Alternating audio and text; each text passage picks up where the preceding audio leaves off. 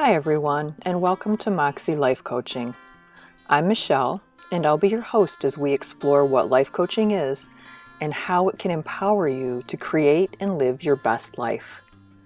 We'll talk about topics ranging from our own self-defeating behaviors to getting to know our authentic selves.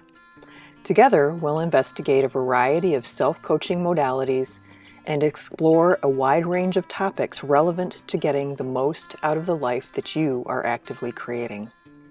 New episodes will drop every Tuesday, so please subscribe so you don't miss out on the great hints, tips, and tricks, and generally awesome content that will help you create your best life. So welcome, and thank you for listening.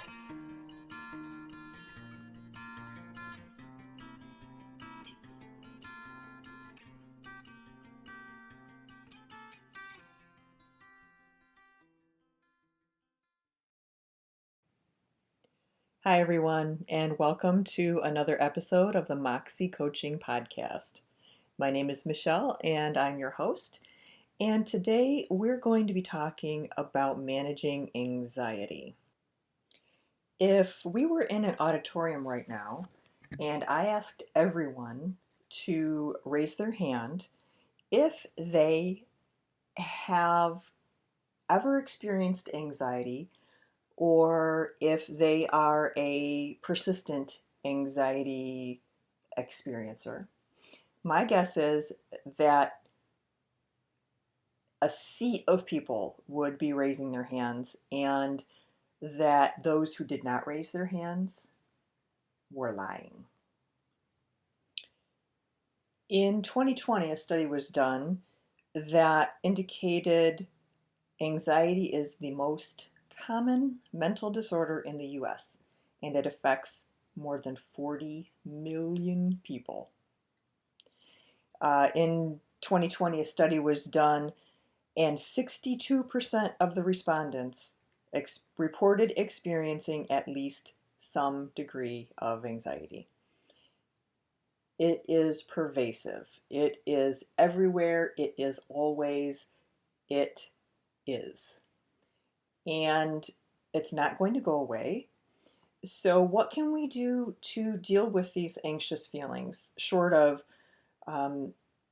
selling our home, buying that tiny house, and moving out into the middle of nowhere?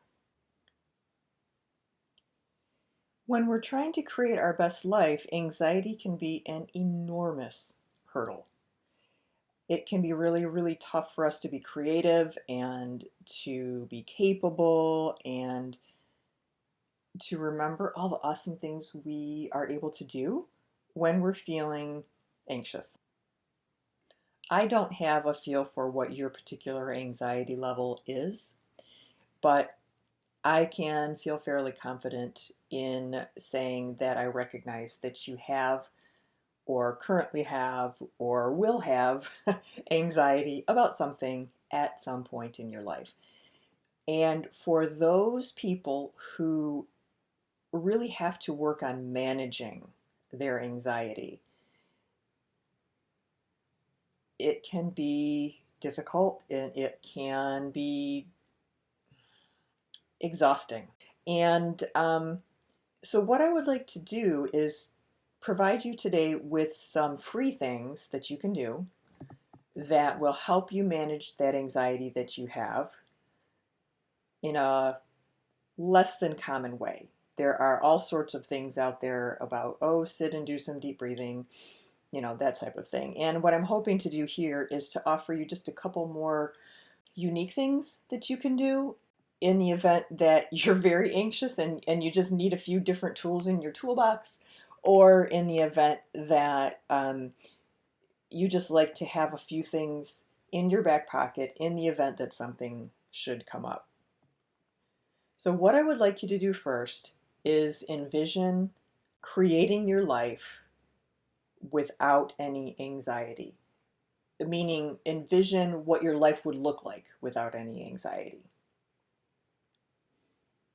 Take just a minute, close your eyes, think about it.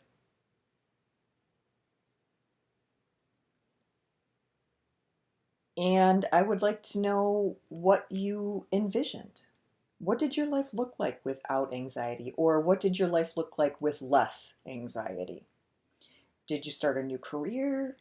Did you finally get up the nerve to ask that cute guy in the elevator for his phone number? Um, did you get a new puppy? I don't know. Whatever it is, did you see yourself? Did you see the possibilities of your life after depression? I'm sorry, after anxiety. Doesn't really matter whether you envisioned grand changes to your life or small changes to your life. A change is a change, and it's a movement in the right direction. And as my coach says, micro movements matter, meaning every little bit counts. Every little step you take moves you toward the ultimate larger goal. Now, I know that a lot of people, even those who fully recognize the benefits, are meditation adverse for some reason. Some people can't sit still long enough. Some people just say that it's boring and they can't cope and sit with their own thoughts that long.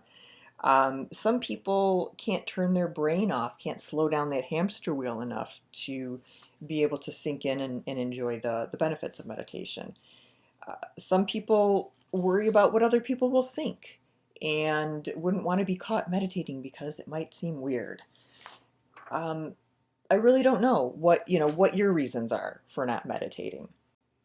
But in this episode, we're going to talk about 5 free, proven, healthy, and effective activities that are not your traditional meditation that will hopefully help you chill out a little bit. I am not a particularly good meditator. When I look back at my list, it's yes, yes, and yes. Yes, I can't turn my brain off. Yes, I struggle to sit still. Yes, there are times when I find it incredibly boring. So if I struggle with these things, I know there are other people who do as well. And I know that if I struggle with these things, there are other people who would benefit from my alternatives. And that's what I would like to share with you today. So, meditation itself, regardless of how it's done, regardless of what form it takes, is incredibly healthy for your brain. It gives your brain a timeout, it gives it a rest. It can reduce your blood pressure, at least temporarily. I can't say that being a persistent meditator will keep your blood pressure down forever, but it will lower your blood pressure while you're meditating and for a while thereafter. It gets you off the hamster wheel. It slows down the monkey mind, that constant chatter that so many of us have, that inner voice that we talked about in one of the previous episodes. Meditation reduces your heart rate, it reduces your respiration. It brings us back to the present moment, which is all we really have anyway. So it keeps us out of reliving and pondering the past. It keeps us out of worrying about the future and just focused on what's in front of us in the here and now.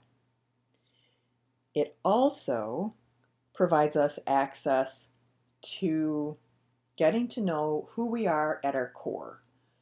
And I think there are a lot of people who would benefit from really getting to know themselves on a deeper level. And the last thing I would say about some form of meditation, and this is from personal experience as well, is meditation can allow us to separate emotionally from what's making us anxious. And what I mean by that is meditation can take us from being a participant in our anxiety to being an observer of our anxiety. And when we can step back and when we can step out of that place and into a space where we're able to observe rather than being in the midst of the mire, it's much easier to slow down. It's much easier to see the big picture. It's easier to come up with practical alternatives that are positive for everyone. That whole learning to respond rather than to react, parenthetically, in the show notes. If you've ever taken a walk in the woods by yourself, maybe even a walk in a field of flowers or a walk in the desert, a walk anywhere where you're able to immerse yourself in nature, I suspect that you have an understanding of this first concept that we're going to talk about, which is forest bathing. If you've ever stood in awe of a natural feature like the Grand Canyon or Niagara Falls, you've at least dipped your toe into the concept. And the idea is to consciously embrace, deeply contemplate, and focus on, maybe even merge with, on whatever level you're capable, with nature, with the trees, with the river, with the boulders, with the flowers, with the dragonfly, with whatever. And in Japan, a practice called forest bathing has shown up recently. And the concept is essentially just a quiet walk in the woods. That is it. And the concept, the term means taking in the atmosphere and the experience of the forest with all of your senses. Meaning, as you're standing there in the middle of this forest, I would recommend at least to start doing these things alone, because having other people there can be somewhat of a distraction. So envision yourself just standing in the middle of this beautiful forest, and you're standing there, you're not moving. You are breathing the piney scented air. You are looking up through the canopy of the trees and seeing the clouds in the sky. You are hearing the wind as it whistles through the trees. You feel the earth beneath your feet. You are fully immersed in every sense in this experience of being in the forest. And that's essentially what forest bathing is. In 1982, Japan actually made forest bathing a form of what they called mobile meditation under the canopy of living forests as a part of the National Health Program. Researchers in Japan and South Korea have since then established a growing body of scientific literature on the diverse health benefits of forest bathing. And the study revealed that forest environments are advantageous, they said, with, quote, respect to acute emotions, especially among those experiencing chronic stress, quote. So what they're saying is sitting on a log in the middle of the woods by yourself and quieting your mind and awakening your senses is amazingly good for you. They have found through scientific study that hostility scores and depression scores and anxiety scores all drop significantly after forest bathing. They've also found that what they call liveliness scores increased significantly on the day that they visited the forest, as opposed to the day before or the control day. So what this says to me is, yep, all those good feelings from all those hikes and all of those walks that you've taken are genuine and valuable and helpful. And if you have an opportunity someday when you are extremely stressed, Even if you do not live near a forest, take advantage of this concept. Um, most cities have parks. Lots of places now have walking trails. If you live near a nature preserve, take advantage of that. It truly is worth the effort to either get on your bike or get in the car or go and be in a different space and actively absorb that energy.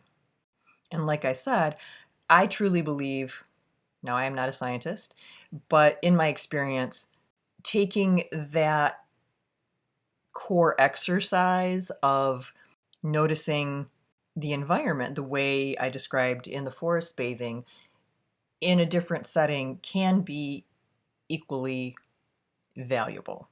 Now, I will say that there is something to me about the trees themselves, some sort of energetic connection that I absolutely love. You can almost just like feel them there. But if you are a desert person or if you are an ocean person, I would say take what you've learned about forest bathing and take it to your favorite place. The next idea for managing some of that anxiety is what I call process art. I worked in early childhood education for about 15 years, and during that time, I spent a lot of time creating lesson plans and coming up with fun, creative ideas that were open-ended, meaning there was no right answer and no wrong answer, and that were about the process of an activity as opposed to the product of an activity, and especially as related to art activities for the kids. So I was an advocate for what we called open-ended art, and that is art that has no right and it has no wrong. There is no incorrect or correct way to quote do it. There are no mistakes. If there's something that shows up on your paper or in your sculpture or whatever it is that was not intended, work with it. It was a happy accident. It was meant to be. I spent a lot of parent-teacher conferences helping parents understand the value of open-ended art and why creating it is so much better for their child than what I called refrigerator art. Refrigerator art, in my mind, is usually a project where the kids are shown an example and their task is to recreate the teacher's example. On the other hand, process art is just that. It is art that's about participating in an experience and enjoying the process of the creation with no right and no wrong and no clear end result in mind. And the differences in the level of creativity displayed between the two is pretty darn astounding. Now, I'm not saying that refrigerator art has no value for all of you preschool teachers out there.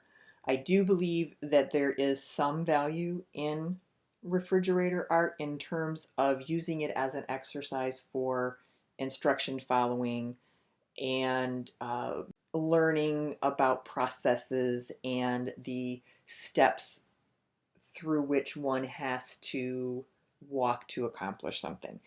So from that perspective, the refrigerator art definitely has its place. I just personally believe that in general, it is not the best way to cultivate artistic ability or creativity in anyone. So for example, the refrigerator art is a piece of blue paper and a bunch of pre-cut white circles and a bunch of pre-cut um, little carrot triangle or orange triangles and a bunch of black shapes. And the whole idea is for the child to look at what the teacher created and recreate that snowman.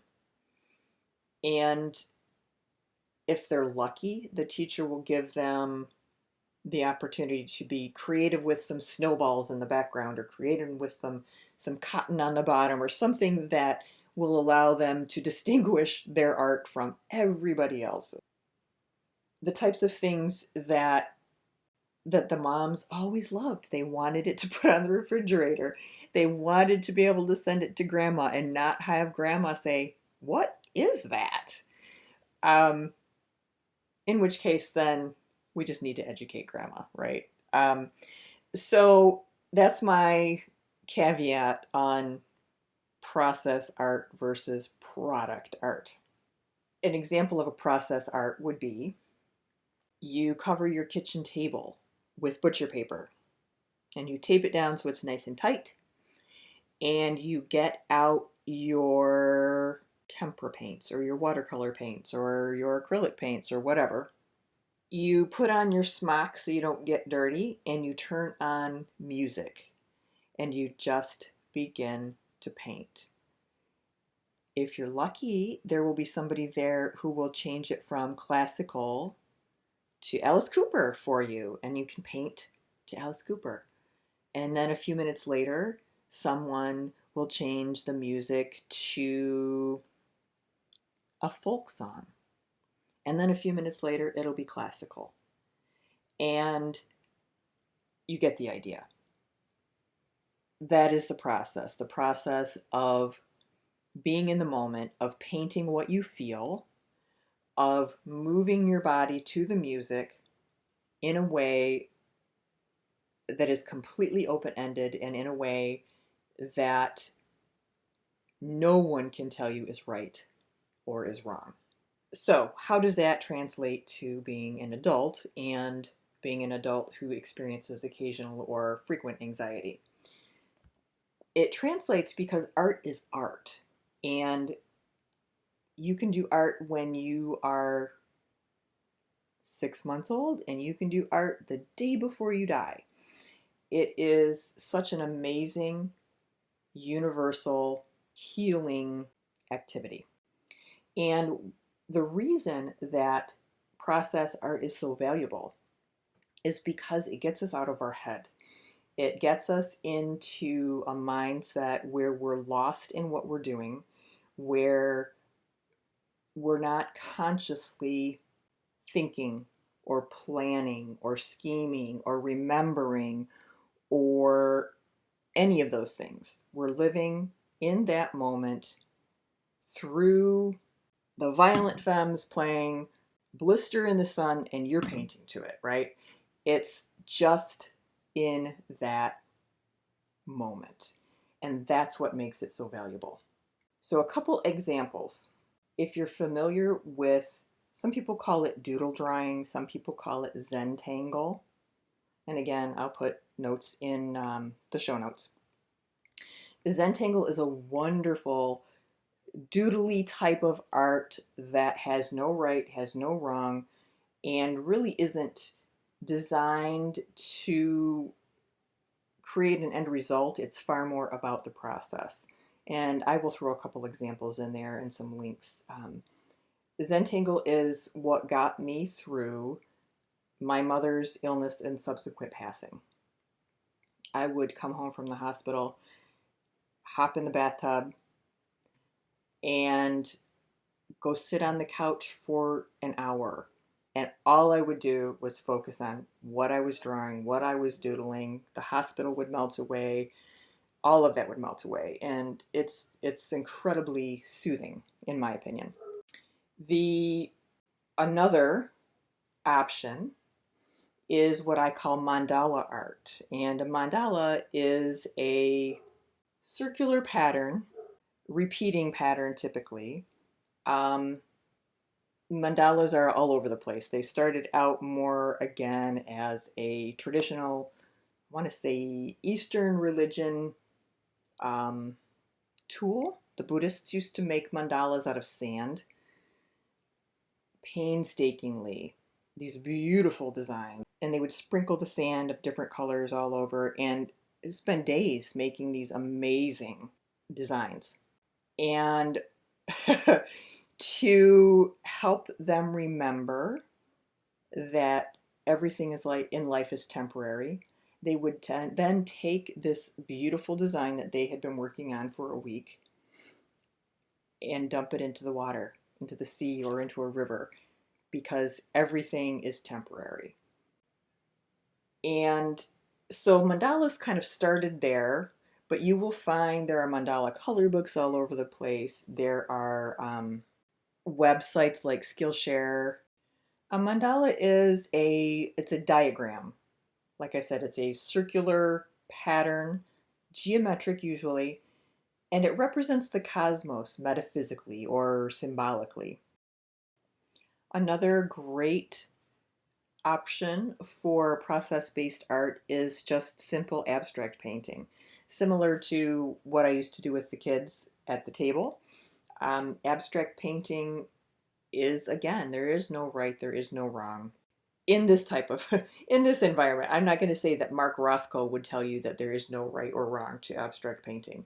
I'm sure he would guffaw at that at the very least. But for the purposes of the meditation, it's just a wonderful way to immerse yourself and to lose yourself in the present and avoid being stuck in the past or in the future.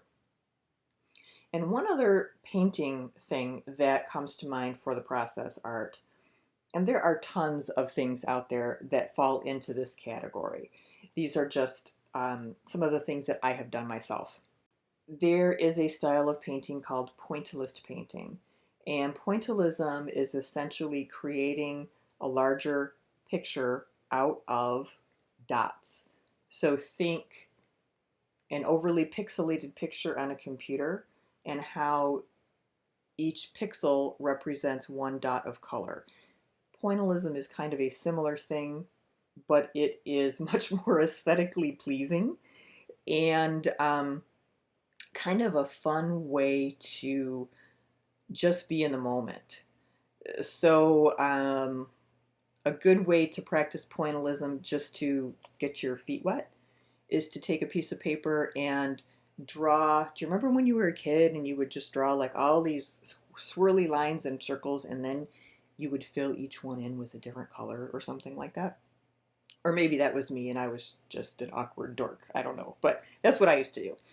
And you could do that same thing with pointillism, where you could fill in the little dots or fill in each of the little sections that you created with little dots. Some people do it with pen and ink. Some people, I would do it with my preschool kids with a pencil eraser because the dots were bigger and it was less frustrating. But there is so much possibility in that. And it's something that you really kind of have to just stay focused on in order to create what it is you're trying to create. And again, it helps you lose yourself in that process. So unsurprisingly, a study was done on women aged 18 to 65, and those who had severe anxiety all had some improvement in their level of anxiety through the use of art or art therapy or some version of creating things. Art is my personal go-to after yoga and meditation. I enjoy painting and I also enjoy pottery, a bunch of other things, but it's one of my big go-tos. The next option to try is sound meditation. Most of us aren't really aware of the effects of constant noise until it stops. We just like we go nose blind, we go ear blind, I guess. I know that I have a tendency to tune things out that are annoying, repetitive sounds, that type of thing, and I don't even realize that I had tuned them out until they're gone. And then there's this, whew, wow, didn't even realize that was there. When they did my roof, I'm trying to work in my office and they're pounding and pounding and pounding. I did a pretty good job of tuning it out, But I have to say that by the end of the day, and it stopped, and there was a point at which I would realize that they were gone, it was an amazing relief, drop in my subconscious tension or anxiety level, I guess.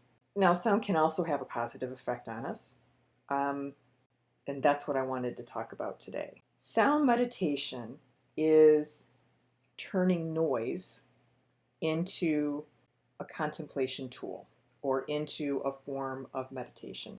For example, you live in New York City and you have a balcony, and you go out on your balcony and you sit by yourself quietly and you simply close your eyes.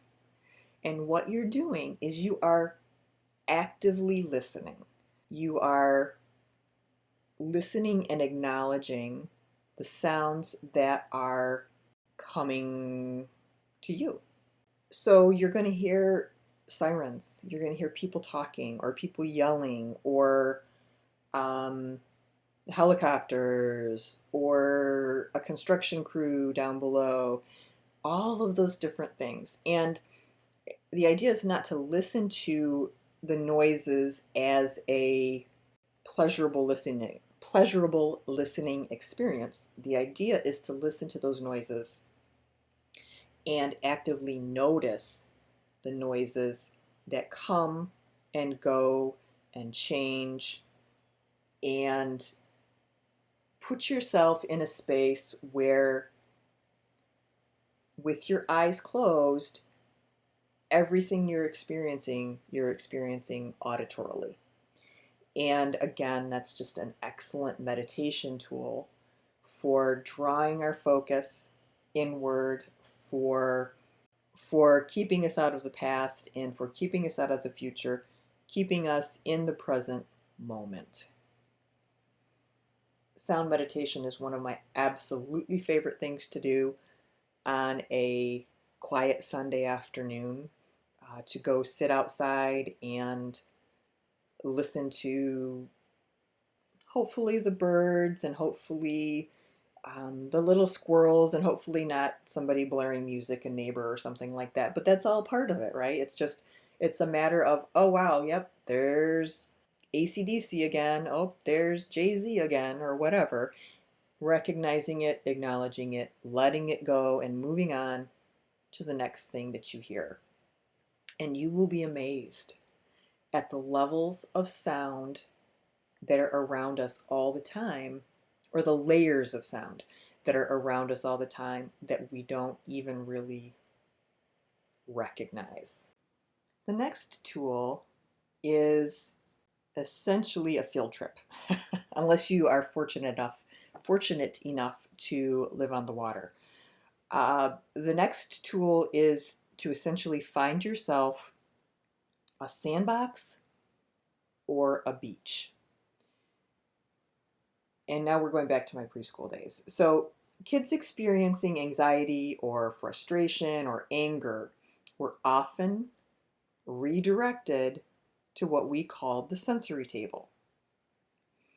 And this is a table, now picture you're 4 years old, okay? So it's kind of low. A table that's about waist high, and there is an insert, like a big drop-in insert. So it's like a big tub. And that tub can be filled with anything you want. We would fill it with water, with rice and beans, literally dirt and worms in the spring, sand, cornmeal, cornstarch and water, anything. And one of the most popular and the most common would be to fill that sensory table with sand. So even as a teacher, and actually even when I was not teaching anymore and I was just an administrator, if I had been, let's say I'd been working on the budget and I was just meh, grumpy, brain fried, whatever, and I needed a break, I would walk out of my office and into the preschool classroom and inevitably end up sitting at the sensory table with the kids just playing in the sand or playing in the water or whatever. And I'd sit down and we would just make small talk and we would just play with whatever on the table.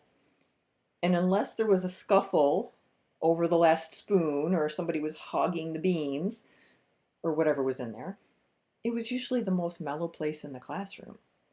And it provided the kids some extremely valuable learning experiences: pouring, measuring, conservation, basic physics, but it was also the place that helped them chill. And that actually occurred to me just the other day. So I live just a few blocks away from Lake Huron in Michigan. Beaches are everywhere up here. And it occurred to me that I was looking forward to the warm weather and yay, summer's coming and the beach. But I actually don't go to the beach all that often because I don't have the patience to lay there. And I work full time and all of those good things, right? So I'm not one that lays on the beach and tans and hangs out.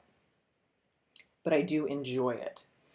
And I love playing in the sand and the way the sand feels, and it crunches when you walk and it squishes through your toes and all of those things. And when I was putting together this episode and brainstorming some of the alternative things that I use to help deal with my own personal anxieties, this is one that occurred to me. I cannot be the only grown-up who finds playing in the sand calming and healing. And geek that I am, I did my research and it turns out I am not the only one.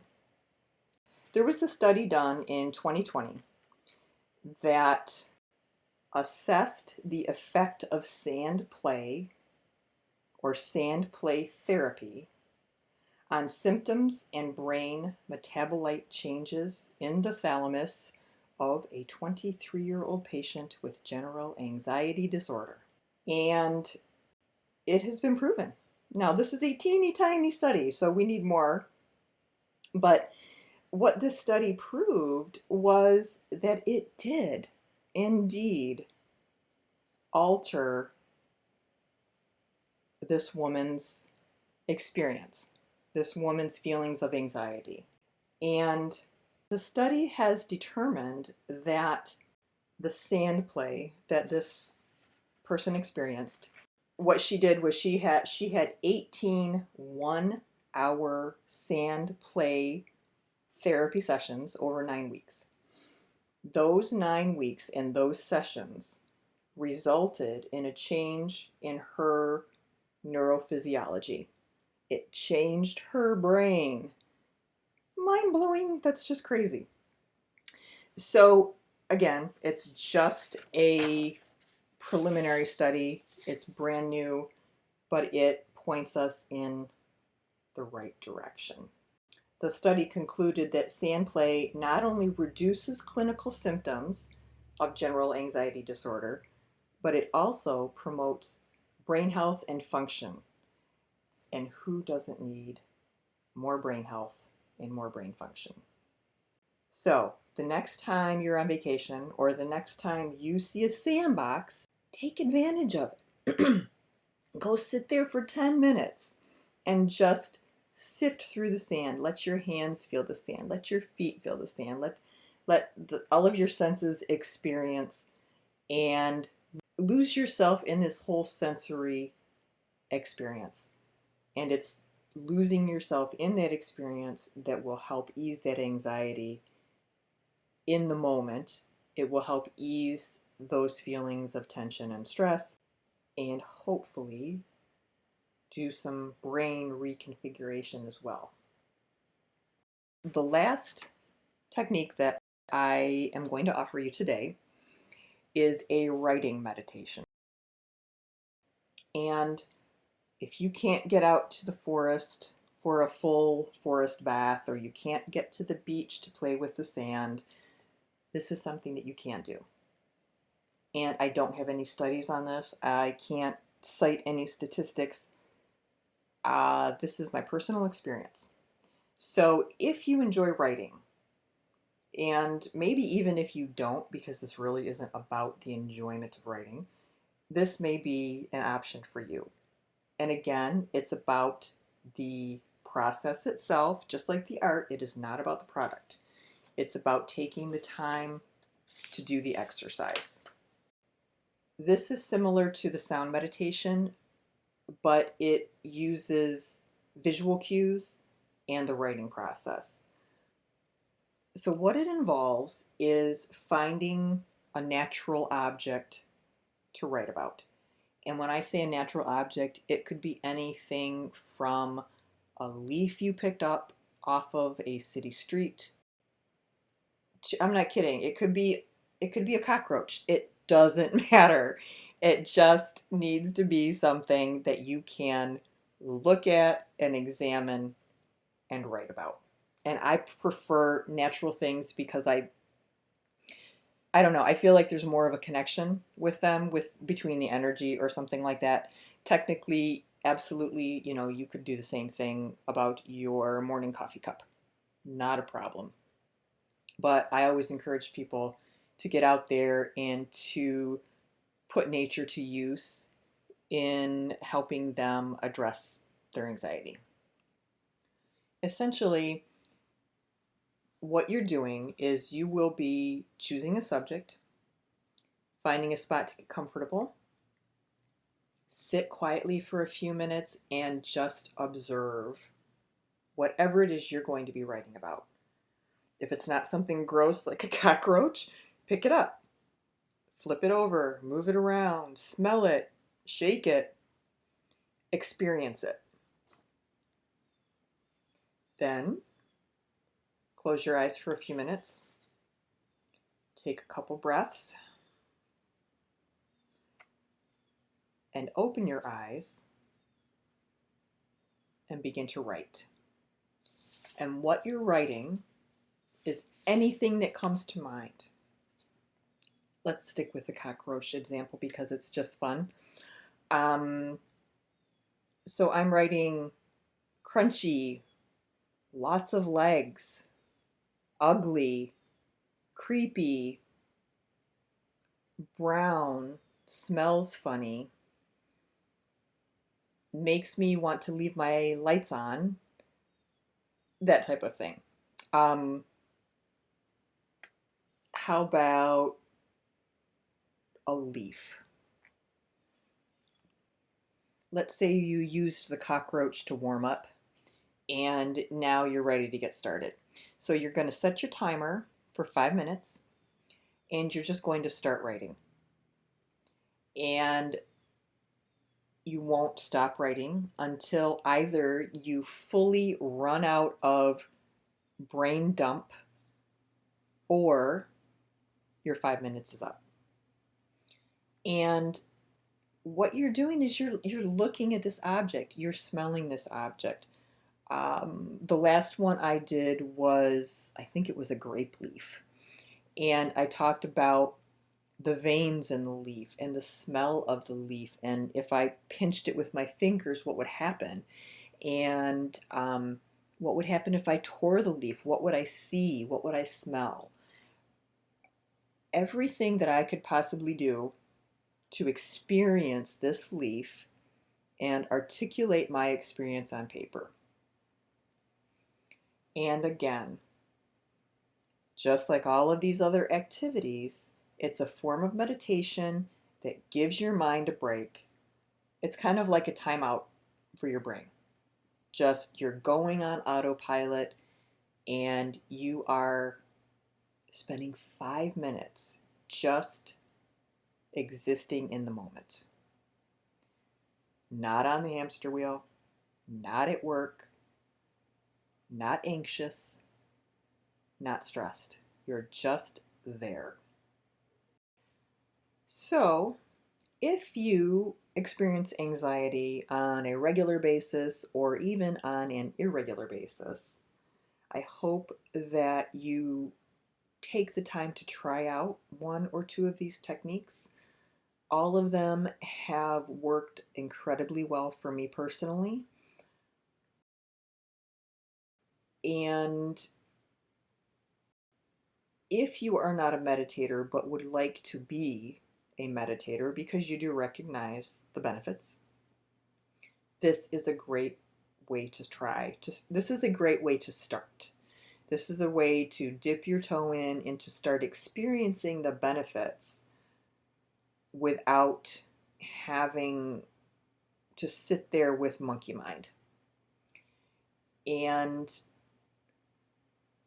if this exercise can work for kids, if the sand table can work for kids, I'm pretty sure it can work for us too.